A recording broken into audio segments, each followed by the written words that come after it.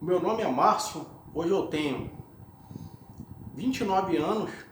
Eu quero contar a minha história do que aconteceu há mais ou menos 11 anos atrás, quando eu tinha 18. Bem, eu com 18 anos, a coisa que eu mais queria, além de tirar a carteira de motorista, é claro, além de arrumar um emprego, era namorar. Só que eu não pegava nem vento.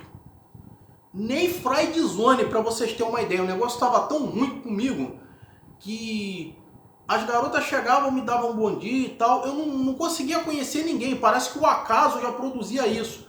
Eu não tinha um lugar para conhecer, porque era do trabalho para casa, da casa para a igreja. Eu não tinha vida ali. E nem fosse bom, porque ali eu ia conhecer, se eu fosse para uma balada, uma festinha da vida, eu ia conhecer gente que ia me tirar da presença de Deus. E aí eu ficava chateado com isso. Na época ainda não existia, ainda as redes sociais, o Orkut ainda estava em desenvolvimento nessa época, né? E o que aconteceu? Nada acontecia. Eu estava assim, e parecia que para eu conhecer uma garota ela tinha caído do céu, tinha que chegar na minha casa. Só que a única coisa que chegava na minha casa era carteiro. A única mulher que eu tinha contato era a minha mãe. E eu falava: Senhor, por que o Senhor não me dá isso? Eu estou pedindo tanto, chega a doer, eu orava a Deus assim. E com todo mundo que eu conversava, eu desabafava a mesma coisa, que eu não consigo conhecer ninguém, eu não consigo namorar, tem gente que é mais novo que eu e já namora, e era assim, eu enchi o saco de todo mundo com isso. Até que uma hora uma pessoa falou comigo: sabe por que você não arruma ninguém? Primeiro, você está muito ansioso. Segundo, porque você está idolatrando demais isso. E quando você idolatra uma coisa, aquilo fica longe de você. Quanto mais você quer, é por isso que nem conhecer uma garota você conhece, porque elas vão perceber carência dentro de você de longe. E esse é o sinal que eu dava: carência e ansiedade, né? Não conversava e tal. E realmente tinha razão, porque eu cheguei a conhecer 3 pessoas e eu coloquei muita expectativa. E as pessoas deram uma desculpa para não querer namorar comigo. Falaram que não sei o que a química não bateu, que não, aquela coisa de sempre, né? E realmente eram pessoas que moravam um pouco distante, que não ia ter como a gente se encontrar. E eu falava assim, pensava: caramba, como é que eu vou ter tempo para namorar se meu tempo é todo ocupado? Eu pensava assim. E de tanto eu pensar nisso, parecia que cada dia eu ficava longe. Eu ia assim, entrava em alguns sites de relacionamento cristão, só que nada acontecia. Eu não conseguia conhecer garota nenhuma. Eu não. Uma vez eu tentava, uma vez acontecia um encontro, outra vez dava certo, às vezes dava errado, e às vezes dava certo, mas depois terminava. Era assim o tempo todo. E foi assim durante uns 2 anos da minha vida. Só na fila dos tentantes, né? E realmente eu estava muito em cima disso. Só que quando eu comecei a fazer curso, eu fiz alguns cursos, eu fiz curso de computação gráfica, né?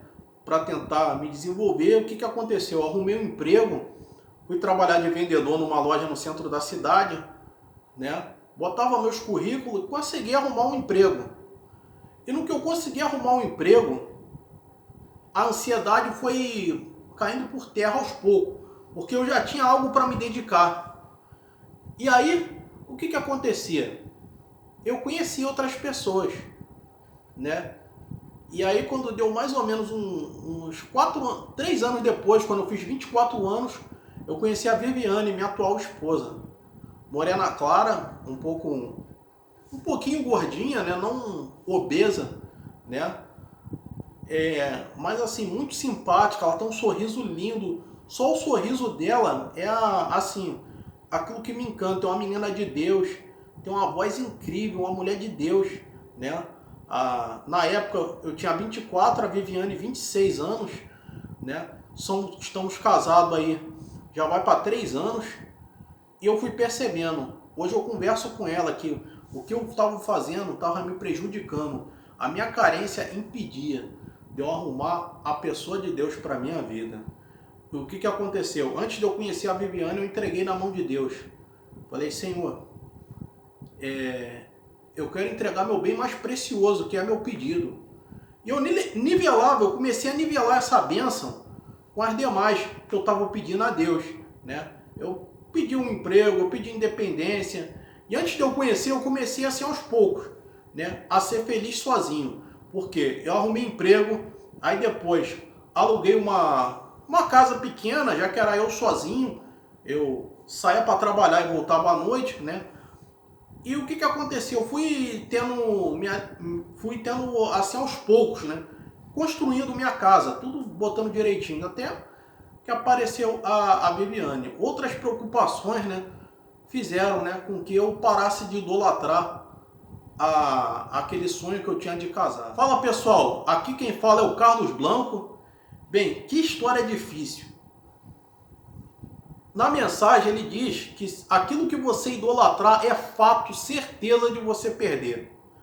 Por exemplo, quando você coloca demais o seu desejo em algo, aquilo ali sai de você, aquilo ali não fica com você. Quando você, por exemplo, está idolatrando... se você é servo de Deus, quando você idolatra uma bênção que você quer de Deus, vou dar um exemplo. Você idolatra o desejo de ter um carro. Tudo que vai acontecer é você mais a pé você andar. Você idolatra o sonho de casar. Mais pra titia você vai ficar mais encalhado, mais frustrado. Porque você só vai atrair gente errada, né? Porque você vai estar carente. E no livro de Provérbios diz que um coração carente é como se fosse uma casa num terreno sem muro. Qualquer um invade. E isso é fato. E quando isso acontece, começa a entrar pessoas que não tem nada a ver, pessoas que vão te afastar da presença de Deus. E se Deus tem tanto amor por você, Ele vai lá e tira. E quando Deus tira, a pessoa carente sofre. E sofre mesmo porque ele não entende qual o desígnio de Deus para ela. Então, essa aqui foi a história, né? Curtam, comentem essa história, né? Se você já idolatrou alguma vez o desejo de casar, o desejo de namorar, se você de repente está aí esperando uma bênção em Deus e tá aí há tanto tempo assim, se doendo por isso, começa a fazer algumas coisas paralelas a isso. Começa a nivelar essa bênção com as demais, que você vai ver que aquilo vai aparecer aos poucos na sua vida. Bem, essa aqui foi a história, né, que eu contei, né? Essa é da sequência da mensagem do pastor Lucinho, né? 10 atitudes do solteiro que dão nos nervos. Realmente dá nos nervos idolatrar o sonho de casar. Você deixa nervoso seu pastor, sua mãe, quando você desabafa. Isso é verdade, é experiência própria. Eu também fui assim quando eu fiz 18, 19 anos. Foi assim, dos 18 aos 23 anos foi assim, foram assim na minha vida, né? E aconteceu dessa maneira, tudo que eu idolatrava eu perdia. Bem, mande sua história para mim, mesmo que seja fora dessa sequência, eu vou gravar no momento oportuno, né? Curtam, comentem, compartilhem. Um abração aí, Maria Blaia. Maria Blaia, maratona essas minhas histórias que vão ser demais, que de repente vai te aguçar em alguma coisa, né? De repente, nós, né, que somos jovens, hoje em dia já casados, já cometemos esses erros aí algumas vezes. É fato. Bem, amanhã tem outra história com outra atitude. E entre outro mais é isso aí. Fiquem com Deus e até a próxima.